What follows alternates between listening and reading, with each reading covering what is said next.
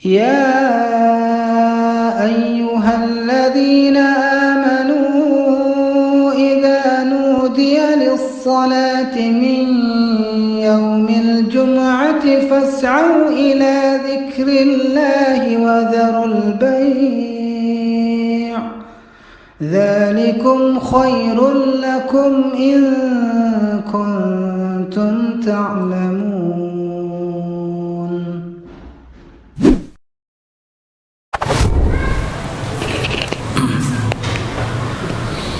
Assalamualaikum warahmatullahi wabarakatuh.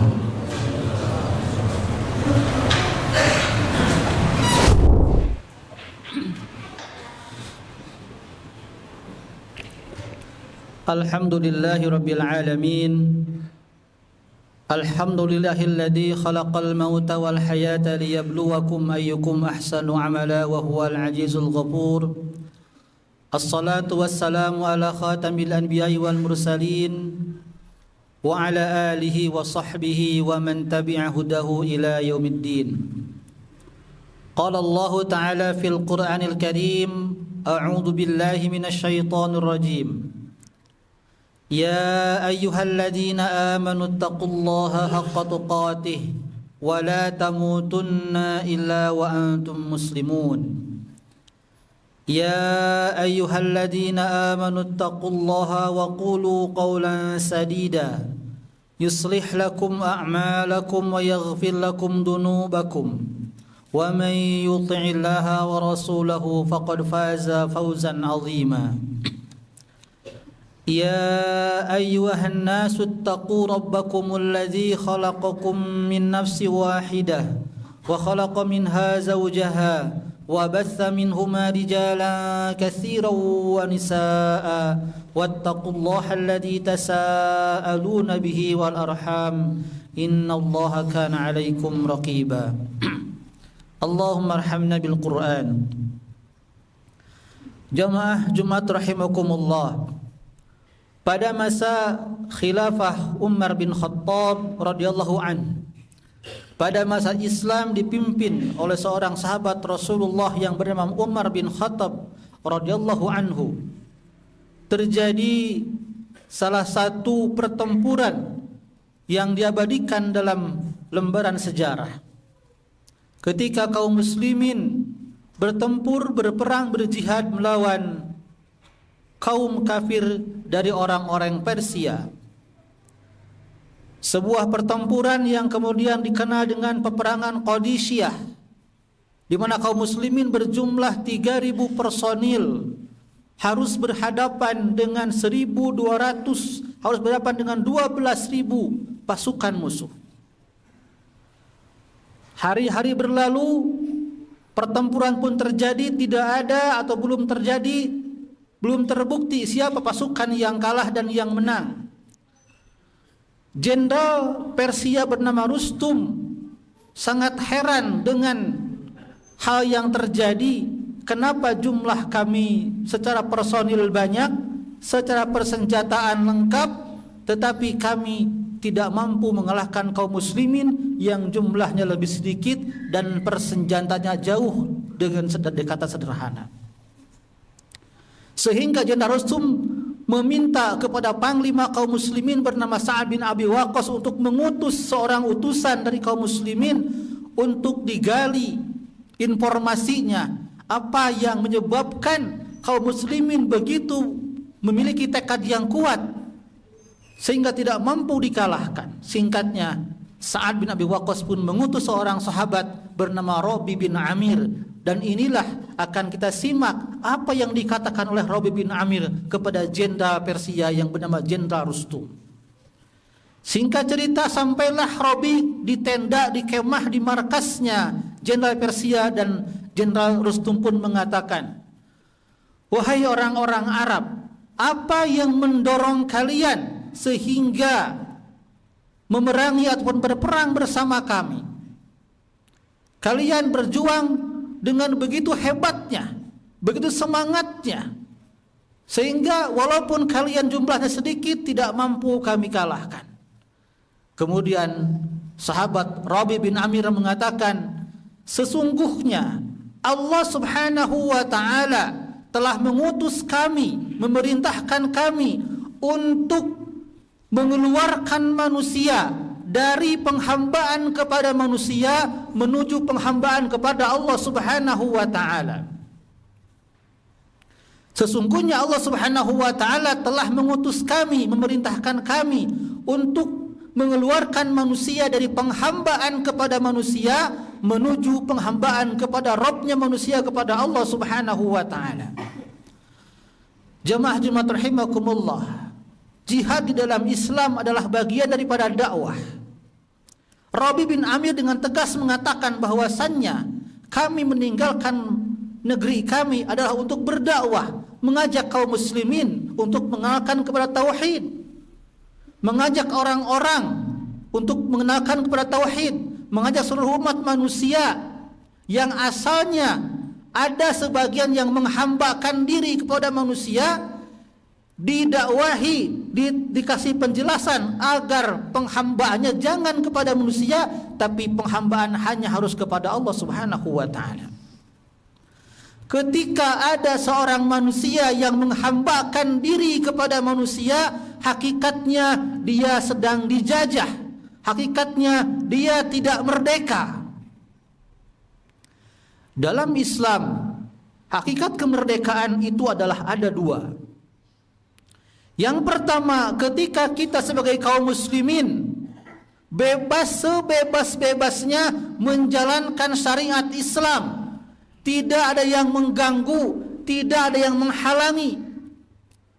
Jemaah rahimakumullah, para pendahulu kita dari kalangan sahabat radhiyallahu anhum, tentunya bersama Rasulullah sallallahu alaihi wasallam, pernah mengalami masa-masa di mana salat itu diganggu, salat ditakut-takuti, ketahuan salat kemudian dilempari dengan berbagai macam benda, dan tidak sedikit ketahuan salat kemudian ditangkap dan disiksa. Ketahuan menghadiri majelis ta'lim, majelis ilmu, majelis Rasulullah, dicurigai, diinterogasi, ditangkap, dihukum. Ketahuan membaca Al-Quran pun demikian. Saat itu adalah ketika fase Makkiyah, saat itu kaum muslimin belum merdeka menjalankan berbagai macam perintah Allah Subhanahu wa ta'ala. Maka berikutnya Allah Subhanahu wa ta'ala memerintahkan kepada kaum muslimin lewat lisan Rasulullah sebuah wahyu yang disampaikan malaikat Jibril agar hijrah dari Makkah menuju Madinah, ataupun sebelumnya dari Makkah menuju ke Habasah. Jadi hakikat kemerdekaan yang paling utama bagi seorang muslim adalah ketika dia betul-betul bebas menjalankan berbagai macam syariat Allah yang telah diwajibkan kepada kita semuanya. Apakah saat ini kaum muslimin sudah merasakan kemerdekaan? Belum seluruhnya. Karena masih ada saudara kita kaum muslimin di negara-negara yang lain yang masih diatur, dikekang, dijajah, tidak bebas melaksanakan Islam. Ataupun mungkin di negara kita ada orang-orang yang kerja di tempat kerjanya tidak bebas beribadah. Di jam-jam sholat disibukkan dengan rapat, di jam-jam tertentu harus ikut rapat pada jam-jam sholat, sehingga sholat menjadi terlambat bahkan lewat waktunya. Ini sebuah penjajahan, artinya muslim yang kerja tersebut belum merdeka hakikatnya. Maka kemerdekaan yang hakiki yang pertama bagi kaum muslimin secara umum atau bagi pribadi ketika kita mampu bebas sebebas-bebasnya menjalankan syariat Islam. Kemudian hakikat kemerdekaan yang kedua bagi kita adalah ketika kita sudah tidak diperbudak oleh hawa nafsu kita. Ketika kita sudah mampu mengontrol, mengalahkan hawa nafsu kita, sehingga hati kita hanya tunduk dan taat kepada Al-Quran. Rasulullah bersabda, la yu'minu ahadukum hatta yakun hawahu taba'an lima jitu bihi. Belum dikatakan sempurna iman seseorang sampai hatinya tunduk, hawa nafsunya tunduk kepada majitu bihi, kepada Al-Quranul Karim. Selama kita diperbudak oleh hawa nafsu kita, kita terjajah oleh nafsu kita, dan kita belum dikatakan merdeka. Di dalam sebuah hadis sahih Muslim disebutkan ada 7 orang yang akan mendapatkan perlindungan, naungan rahmat Allah Subhanahu wa taala di akhirat nanti. Yang pertama, imamun adilun, seorang pemimpin yang adil. Adil kebalikannya daripada zalim. Adil maknanya meletakkan sesuatu, menghukumi sesuatu sesuai dengan yang semestinya. Tapi kalau zalim kebalikannya, meletakkan sesuatu bukan pada tempatnya. Pemimpin yang adil maksudnya adalah pemimpin yang dia memutuskan sebuah perkara dengan hukum Allah Subhanahu wa taala. Pemimpin yang adil adalah pemimpin yang dia cari hanya ridho Allah Subhanahu wa taala, bukan ridho pemilihnya, bukan ridho partai yang mengusungnya, bukan ridho orang-orang yang mendukungnya, bukan ridho negara-negara sekutu yang membantu berbagai macam bantuan. Tapi pemimpin yang adil adalah pemimpin yang dia cari hanya ridho Allah Subhanahu wa taala, walaupun keputusannya bertolak belakang dengan orang-orang yang mengusung, yang membantunya. Maka sangat berat sekali menjadi pemimpin yang adil, tetapi ketika dia bersikap adil maka surga Allah sebagai balasannya. Imamun adilun. Yang kedua adalah rajulun nasha'a fi ibadatillah, seseorang yang tumbuh dalam ketaatan kepada Allah Subhanahu wa taala.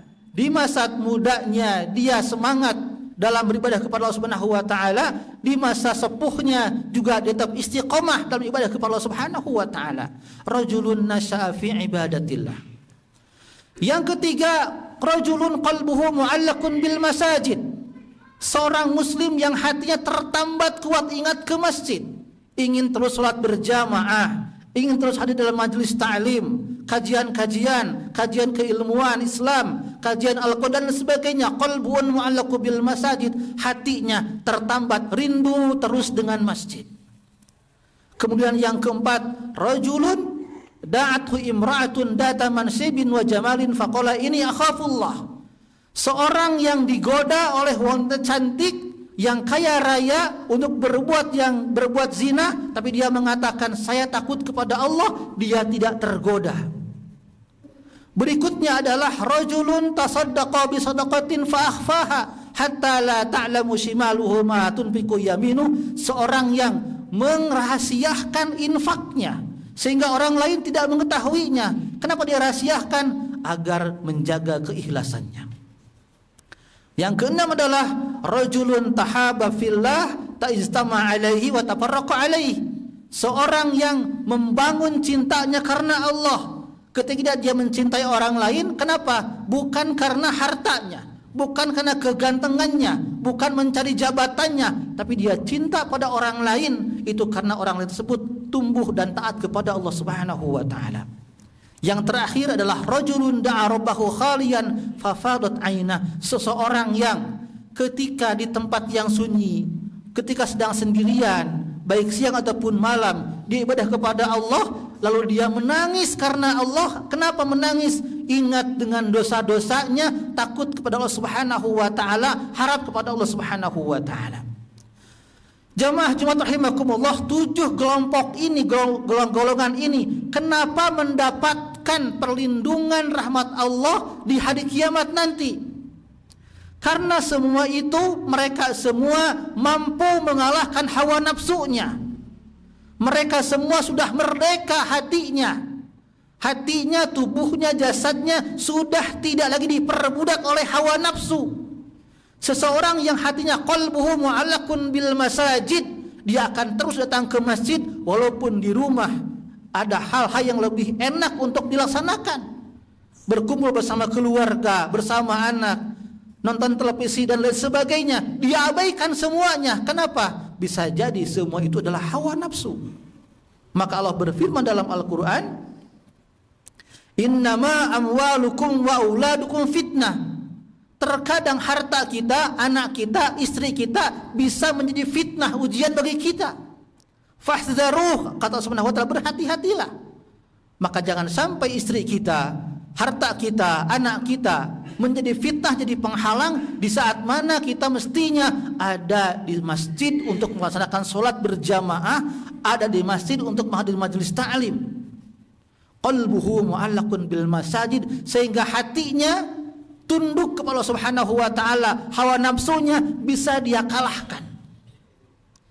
Kenapa Ashabul Kahfi 7 orang pemuda mendapatkan berbagai macam keutamaan dari Allah Subhanahu wa taala? 309 tahun tidur dalam gua, tidak ada yang mengganggu. Bagaimana makannya? Karena mereka telah mengalahkan hawa nafsunya. Karena mereka hatinya hanya tunduk kepada Allah Subhanahu wa taala, tidak mau tunduk kepada pemimpin yang zalim saat itu. Mereka istiqamah dan mereka kemudian tetap ada di jalan kebenaran. Maka kemerdekaan yang hakiki bagi seorang muslim adalah pertama, ketika kita mampu menjalankan Islam ini dengan sebebas-bebasnya. Yang kedua adalah ketika kita sudah mampu mengalahkan hawa nafsu kita sehingga kita merdeka dari belenggu hawa nafsu kita. Allahu ta'ala alam bisawab. Alhamdulillahi rabbil alamin.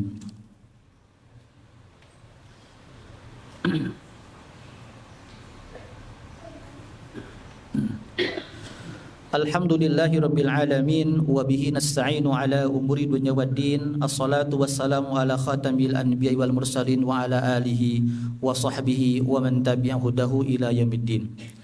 Jamaah Jumat rahimakumullah, sering kita mendengar kata ketika nama sahabat disebut maka diungkapkan berikutnya radhiyallahu anhum wa radu anhu. Allah telah ridho kepada sahabat. Kenapa Allah ridho kepada para sahabat Nabi? Karena para sahabat Nabi telah ridho kepada Allah Subhanahu wa taala. Maka Rasul mengajarkan kepada kita sebuah kalimat, raditu billahi robba wa bil islami dina wa bi Muhammadin nabiyya wa rasula. Ini kalimat yang pengakuan dari hati kita, ridho sebagai Allah sebagai Rabb kita, Nabi Muhammad sebagai Nabi kita, dan Islam sebagai agama kita. Artinya itu sebuah kepasrahan hati kita kepada Allah Subhanahu wa taala. Kenapa para sahabat dapat ridho dari Allah? Karena mereka mampu menguasai, mengalahkan nafsu mereka, dan yang mereka cari hanya ridho Allah Subhanahu wa taala. Apakah itu khusus bagi para sahabat saja? Tidak. Kita pun mampu mengejar mendapatkan hal nilai yang serupa. Dengan syarat pertama ikhlas karena Allah dan mutabatur Rasul sallallahu alaihi wasallam. Dan semua itu adalah akan kita dapatkan ilmunya dengan cara kita terus berdekatan dengan Al-Qur'an dan sunnah Rasulullah sallallahu alaihi wasallam. Maka selama ada waktu kita untuk belajar, datangilah majelis ta'lim. Jangan mencukupkan dengan buku ataupun media yang lain, karena aslinya belajar dalam Islam adalah bitalaqi. Banyak buku Islam, banyak media ilmu, ada YouTube, mungkin ada media sosial lainnya, Facebook, tetapi jangan sampai meninggalkan talaqi. Apa itu talaqi? Mendatangi guru, datang dalam majelis ta'lim. Seorang ulama mengatakan, man kana ustaduhu kitabuhu kasura khata'uhu. Siapa yang belajarnya itu hanya mencukupkan diri, gurunya buku saja, kitab saja, medsos saja, tanpa dia pernah datang ke majelis taklim bertanya ke guru, kasura khata'uhu, kemungkinan besar akan banyak salahnya. Kenapa? Karena media-media tadi, buku sumber ilmu, media sosial sebagai sumber ilmu, itu betul sumber ilmu tapi tidak bisa mengoreksi kita. Tapi sementara guru itu ketika ada salah pada kita, maka guru akan mengoreksi kita. Maka belajarlah Islam lewat media yang ada, dan tapi jangan lupa untuk tetap menggunakan media Islam dalam belajar. Yang utama yaitu adalah bertalaki, bermajlis ilmu. Sebagaimana Al-Quran pertama kali diturunkan adalah dengan cara bertalaki, musafahah, lisan disampaikan face to face antara malaikat Jibril dengan Rasulullah dengan para sahabat radhiyallahu anhum. Jamaah Jumat rahimakumullah, demikian khutbah yang bisa disampaikan pada kali ini. Semoga ada manfaat buat kita semuanya. Nakhtatim bidu'ai ilallah. Bismillahirrahmanirrahim. Innallaha wa malaikatahu yusholluna 'alan nabi ya ayyuhalladzina amanu shallu 'alaihi wa sallimu taslima. Allahumma ighfir lil mu'minina wal mu'minat wal muslimina wal muslimat al ahya'i minhum wal amwat innaka sami'un qaribun mujibu da'wat ya qadiyal hajat. Allahumma ighfir lana wa liwalidayna warhamhuma kama rabbawna shighara. Allahumma hdina siratakal mustaqim siratal ladzina an'amta 'alaihim ghairil maghdubi 'alaihim waladdallin. Allahumma inna na'udzubika min jahdil bala wa darkis saqa wa su'il qada wa samatatil a'da. Rabbana atina fid dunya hasanah wa fil akhirati hasanah wa qina adzabannar. Subhana rabbika rabbil izzati amma yasifun wa salamun alal mursalin walhamdulillahi rabbil alamin. Aqimus shalah.